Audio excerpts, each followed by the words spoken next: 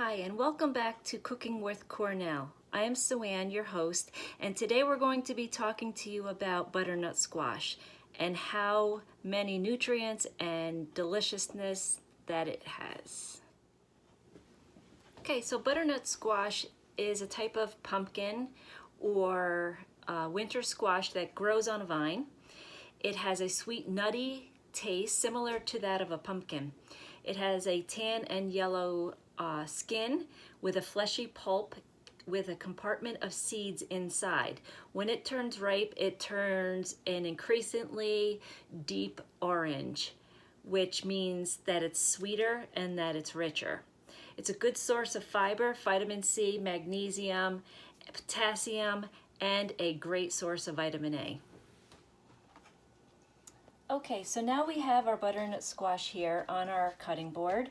I have placed a wet paper towel underneath just to keep it from moving.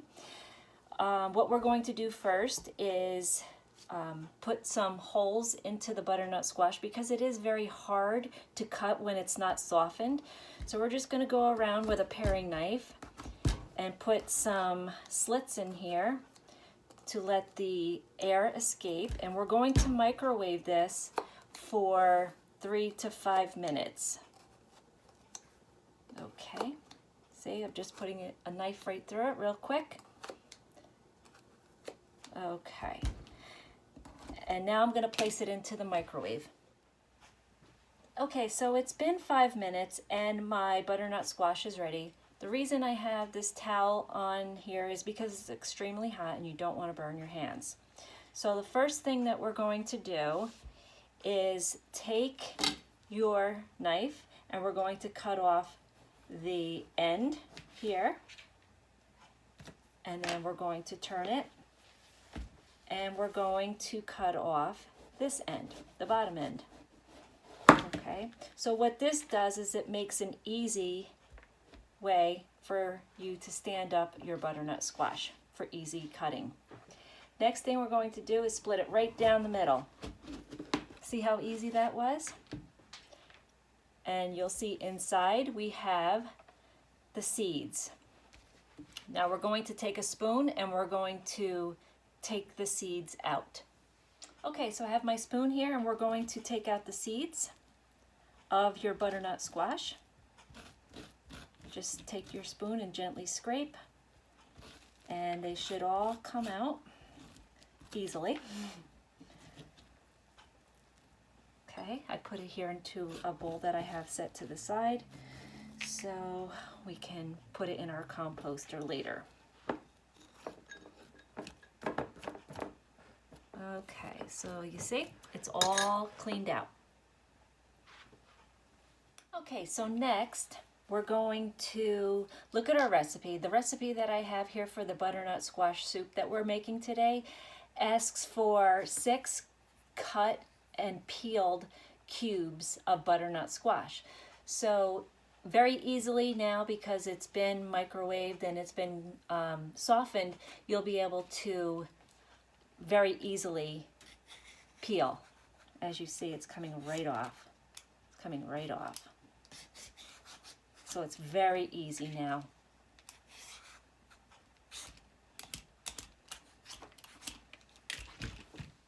So now I have finished peeling both halves of my butternut squash. My peels are here. I just at home have an old coffee can that I keep all of my composting materials, any vegetable scraps, coffee grounds, filters, so on and so forth. I just put into this can until it's full, and then we put it in our composter over by our garden. So next thing I'm going to do is cube the butternut squash, because my recipe calls for it to be cubed. So basically I'm just going to cut it like this.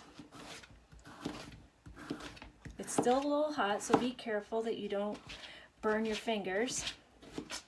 I'm just going to cube it up, you know, in just some little chunks here. However it comes out is okay, because in the end of the process of the soup, we're going to be pureeing it. either in a, well, I have a blender. I'm going to puree mine in a blender. So you see it's all cubed up. Just going to turn it like this, make sure it's all done, and work on the second one.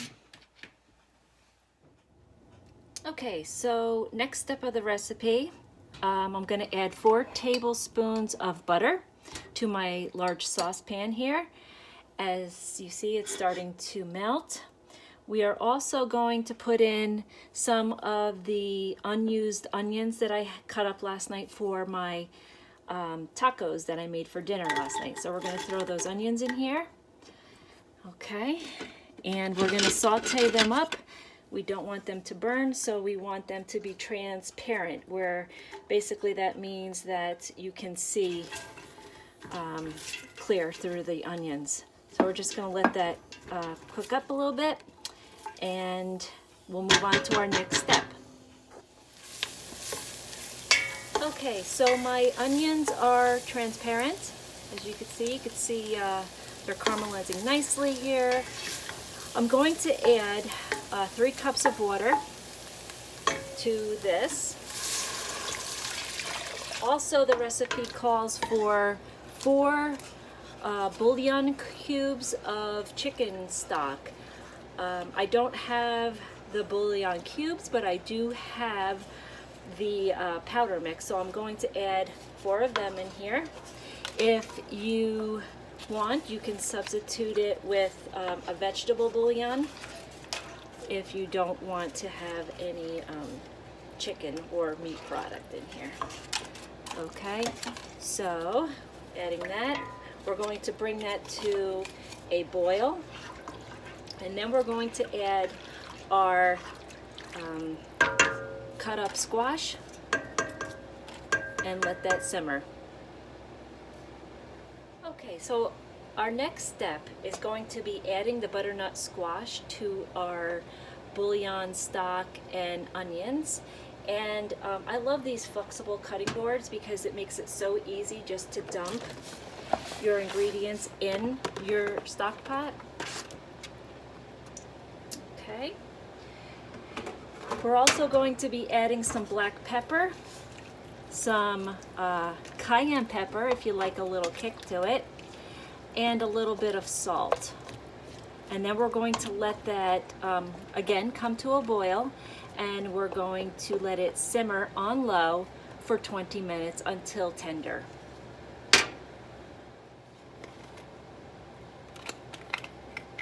Adding just a dash of the cayenne pepper because it does get very hot, and if you're not used to having spicy things, your belly's not going to really like it. Here's some ground pepper I'm just going to put in here,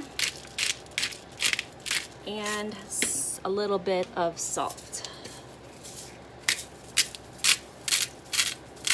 Okay. Give that a good stir. You see there? And we're going to let that cook up for about 20 minutes until it's tender to the fork. Okay, so we're going to test our squash, and it is fork tender. As you see, the fork went right through there. So it's at the right consistency to put into our blender. We're going to place 2 packages of low-fat cream cheese in here into our blender. My husband likes it very creamy, but you can use less if you choose. Okay, so we're putting that right in here into our blender. Also now we're going to be adding our squash to our blender. Now if you don't have a blender at home or a food processor, you could use a potato masher to do this as well. Okay, you don't want to fill it up too much for the first one. So what we're going to do is we're going to place the lid on the blender, okay? And we are going to hold the top of it so it doesn't explode all over your kitchen. and we're going to puree it. Okay.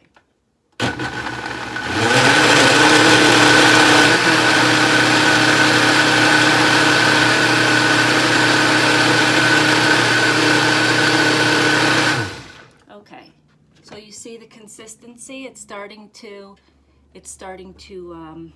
become a little liquefied there. We're going to add some more of our squash and onions to this.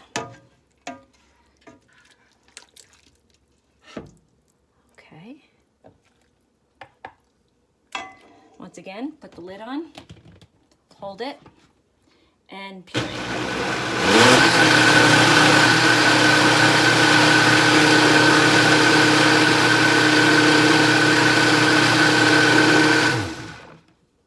Okay, so what I'm going to do now, because it's starting to get full as you see, I'm going to take this off of the blender. Okay, I'm going to take this off. Let's put the lid back on in case we spill.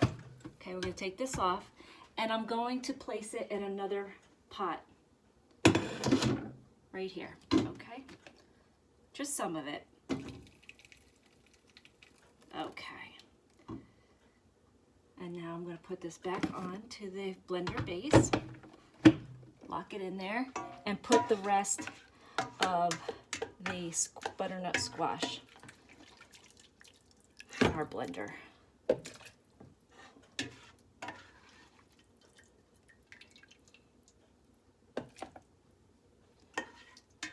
would be great to have the kids help you at home if they're old enough. Maybe even let them hit the button, help them learn the processes of cooking. And next, what we're going to do is turn this back on and finish pureeing the rest of our soup. So now that we have everything pureed, the rest of our butternut, we are going to place it back into our saucepan. And we're going to let this simmer for a couple of minutes, but you don't want it to reach the boiling point. You just want it to get almost to that boiling point, but don't let it boil because it'll start to burn. Okay, so we're going to give it a quick stir here. Look how creamy it looks. Just so delicious. And if you could smell this, you'd be running out to the store and buying your butternut squash. Okay, we're going to let that sit for a couple of minutes on low, simmer, and then we will plate it up. Okay, well, thank you for joining me today on Cooking with Cornell Home Edition. This recipe that we just created takes about 25 minutes prep time, 35 minutes to cook, and a total of 1 hour to prepare. And it's good all year long, anytime. And don't forget, look out for your local farmers markets to buy your butternut squash. Thank you.